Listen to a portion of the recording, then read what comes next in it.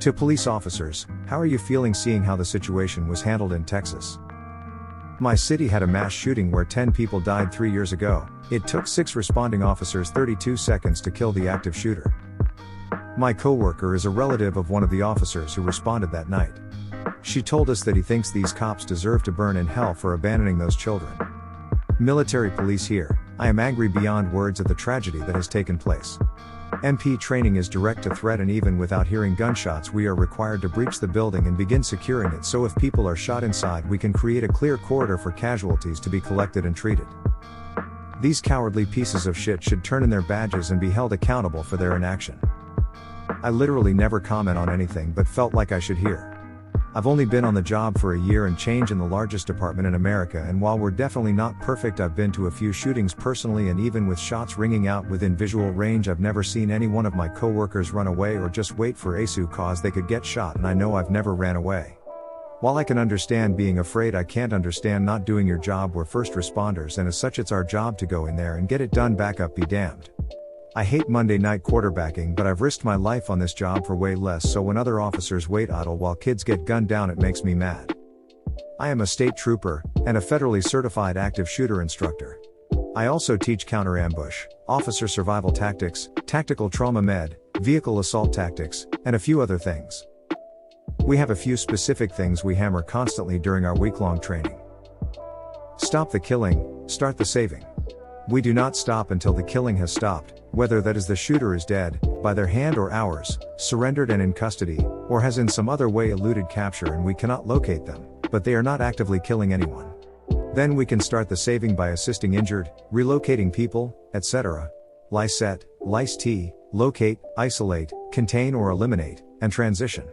Again, it focuses on the shooter until that's resolved, then transition to either a barricade or hostage rescue, or transition to medical assistance. We also talk about how our job is to take the bullets so others don't have to. We have means to deal with a threat and body armor to give us a better chance of survival, others do not.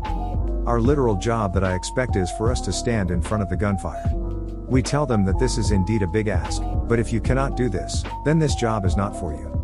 We talk about how the tactics we teach are not the safest, and that's the inherent risk for quickly moving as a solo officer in response to an active shooter, but that it must be done. I am waiting for official reports, but if it is along the lines of what is being reported, I am appalled. Absolutely appalled, because it is a direct contradiction to everything that has been taught in the last decade plus. Edit. Well, I got back to this 14 hours later and it exploded. Many of the questions are about whether official reports will be reliable, and why am I waiting to see what it says before jumping to conclusions? Here's my answer. Yes, I trust the official reports.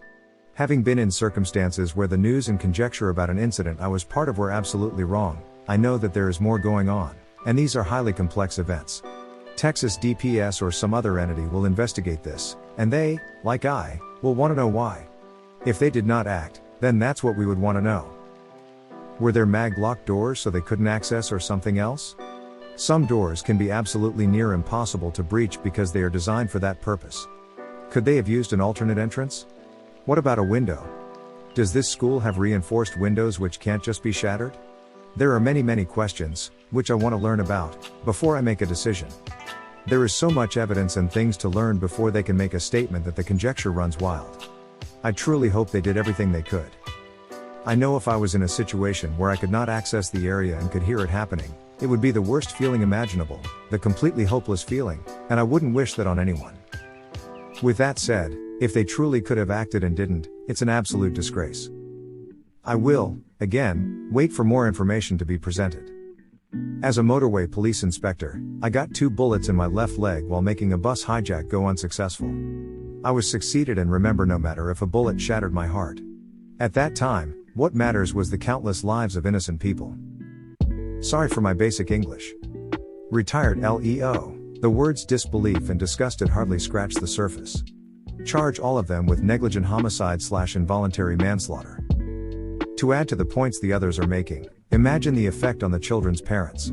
They already have the horror of their child being killed, knowing that their last moments were filled with terror and pain, but that's now compounded by the thought that their child could have been saved, if it were not for the cowardice of the people they trusted to protect them. These poor souls are now broken. As an active police officer of 22 years, I would have died trying to prevent even one additional child from being harmed. I could not live with myself knowing that I stood outside while children were dying inside. Words cannot describe my disgust for what has happened there. My heart aches for both the deceased and their loved ones. I hope they fire everyone who did nothing and the judge tosses any criminal charges against parents. Just typing this and saying it out loud has gotten me all fired up again. Ashamed of this agency and their so-called chief. If the shooter is isolated, you wait because time is on your side to negotiate. If they are actively shooting people, action must be taken. Just because the SCOTUS says there's no duty to intervene, I think most law agencies' policy and, obviously, public opinion beg to differ. In Britain, there was an attacker with a machete on London Bridge and our unarmed police officers ran towards him with only pepper spray and batons, literally hitty sticks. In fact, one was an off-duty transport police officer with no gear at all. I can't fathom the slowness of the response in Texas. Disgusted. My department had an all-cops run-in strategy ready to go. We even had an airport stairs on a pickup truck to drive to the side of the school if it was a hostage situation on the second floor. We coordinated with firefighters to have multiple cops on the platform on top of the ladder on the fire trucks, and the fire trucks would drive us up to the sides of the school and the cops would make entry through the windows. We practiced breaking down the doors, and also practiced breaking through the drywall and studs if the door was barricaded.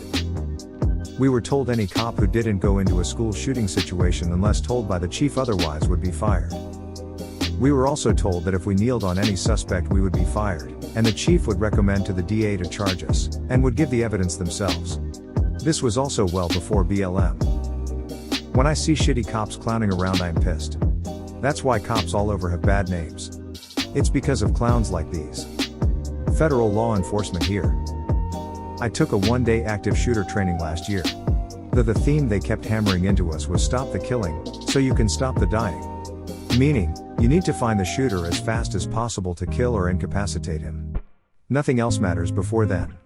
They had role players with like fake blood/injury kits on screaming for help, and we just stepped around/over them in our way towards the sound of gunfire. Once the shooter is dead, then you sprint back and start evacuating and treating people. Also, you go in alone or grab a couple other responders on your way in. You don't methodically clear rooms, you don't secure stuff, and you certainly don't try to do crowd control. I see a lot of people on Reddit say standard police procedure is, fill in the blank, and they are usually wrong. However, almost everyone is exactly right on what I've seen about active shooter training. And it's been that way since fucking Columbine. There is no excuse for police leadership in Uvalde to not know this. Typically I try to not judge people in these scenarios because there's so many different factors and challenges that affect your decision making. However, in this case, and in Parkland, fuck these guys. They should be fired and never work in law enforcement again. A lot of people, some police included, sometimes think that valor is like an everyday thing. It's definitely not, that's why we hand out medals for it, but to see officers just stand outside the classroom as children were shot and bleeding to death is awful and unforgivable. I was a police officer back in the early thousands, for a little over 7 years, and my dad is a retired, lifelong military and civilian police officer.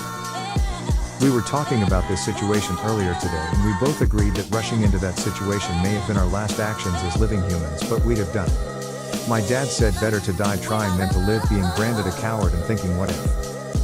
That whole protect part of protect and serve is an absolute in a situation where 7 and 8-year-old kids are being shot and them hanging around outside is unforgivable. I firmly believe that every officer that busied themselves chasing parents should, at a minimum, be fired and nationally blacklisted from ever being in law enforcement for life. Same for their chief. Edit 1. I use the whole protect and serve motto as an example of what they should be doing. Edit 2. I know there's not a blacklist for bad cops, but I wish there was. What they teach us is that you have to enter, even if that means by yourself. You go in and eliminate the threat. If you've got someone else there with you, cool, but you may have to go in on your own. Oh, I think we haven't even seen the fallout from this situation yet. Imagine you're the parent of one of those 19 kids, you can very easily get a gun in Texas, and you live in the same town as these cops. If it was my kid, I'd be feeling like my life was over already. People can do some crazy things in that mindset. Disgusted. Angry. I was a cop from 2012 to 2019 and did multiple active shooter training at schools. Responded to a mass shooting at a block party and we ran in. We knew the risk when we signed up for the job. This was a nightmare scenario that they fucked up so badly. This department has now created a situation where parents will show up to a future incident armed and not likely to take direction from officers on the scene.